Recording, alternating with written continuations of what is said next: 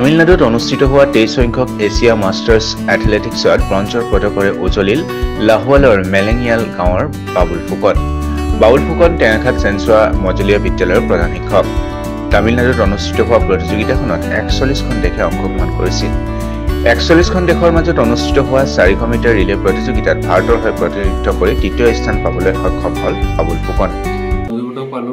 এইবাৰ খেলখন কি হৈছিলে, এছিয়াৰ 41খন দেশৰ প্ৰতিনিধি আহিছিলে খেলুৱৈসকলে। তেওঁলোকৰ দেশত যিসকল খেলুৱৈ চেম্পিয়ন হৈছিল তেওঁলোকৰ লগত আহিছিল।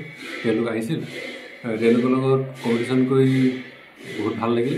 কাৰণ আমাৰ প্ৰতিটো গ্ৰুপতে ধৰি লওক ভাগ কৰি দিয়ে, 35 বা 39, 40 বা 44। আমি যিহেতু গ্ৰুপত পৰিছিলোঁ 50 বা 59 গ্ৰুপত।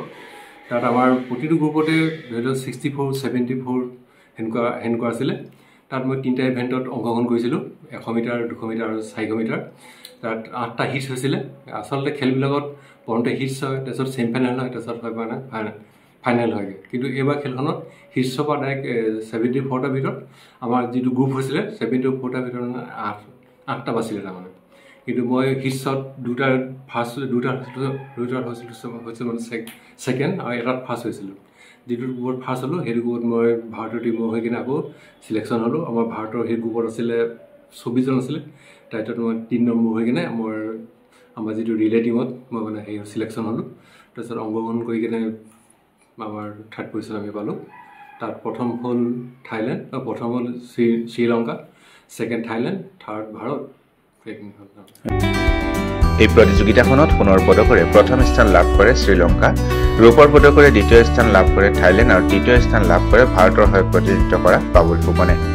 এখন বিদ্যালয়ৰ প্ৰধান শিক্ষক হৈ অত্যন্ত ব্যস্ততাপূৰ্ণ জীৱনৰ মাজতো নিজৰ স্বাস্থ্যৰ প্ৰতি লক্ষ্য ৰাখি বিগত 15 বছৰে অনুশীলন কৰি আহিছিল বাবুল ফুকনে।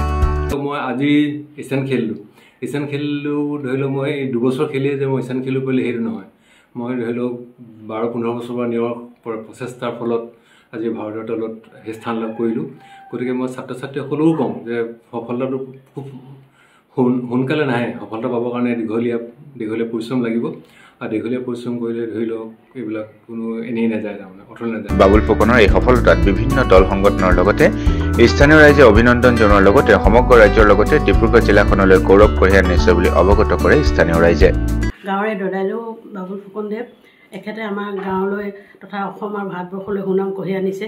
এখেতক আমাৰ ফালৰ পৰা বহুত বহুত ধন্যবাদ জ্ঞাপন কৰিছোঁ। এনে যেন সুযোগ্য সন্তান আমাৰ গাঁৱত জন্মগ্ৰহণ কৰিলে আমিও দদাইদেউ হিচাপে পাইছোঁ আৰু ভৱিষ্যত প্ৰজন্মবিলাকৰ এখেতৰ বাট সদায় আগুৱাই নিছে। তাৰ বাবে আমি বহুত উৎফুল্লিত হৈছোঁ।